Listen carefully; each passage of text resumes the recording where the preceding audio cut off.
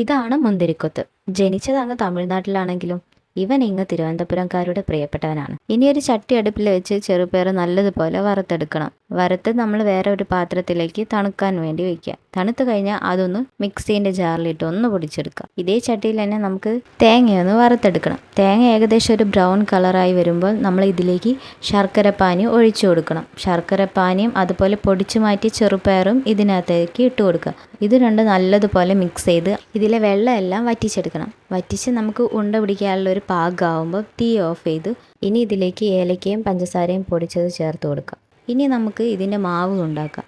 മാവിനിവിടെ മൈദപ്പൊടിയും അരിപ്പൊടിയും ഒരു നുള്ളു മഞ്ഞൾപ്പൊടിയും കുറച്ച് ഉപ്പും ഇതിനാവശ്യമായ വെള്ളവും ചേർത്ത് നല്ല കുഴമ്പ് രൂപത്തിലാക്കി എടുക്കണം. ഇനി നമുക്ക് ഉണ്ട പിടിക്കാം. കുഞ്ഞു കുഞ്ഞു ബോൾസ് ആക്കിയിട്ട് ഈ ഓരോ ഉണ്ടയും നമ്മൾ ഈ മാവിനകത്ത് മുക്കി പൊരിച്ചെടുക്കാം. ഇപ്പം നിങ്ങളെ മനസ്സിലൊക്കെ ഒരു ചോദ്യം ഉണ്ടാവില്ലേ, ഇതിലെവിടെ ഇപ്പം മുന്തിരി എന്ന്? ഇത് ആദ്യം കഴിച്ചപ്പോൾ ഈ ചോദ്യം എനിക്കുള്ളതായിരുന്നു. പിന്നെയല്ലേ മനസ്സിലായത് മുന്തിരി ഇല്ലാത്ത മുന്തിരിക്കൊത്താന്ന്.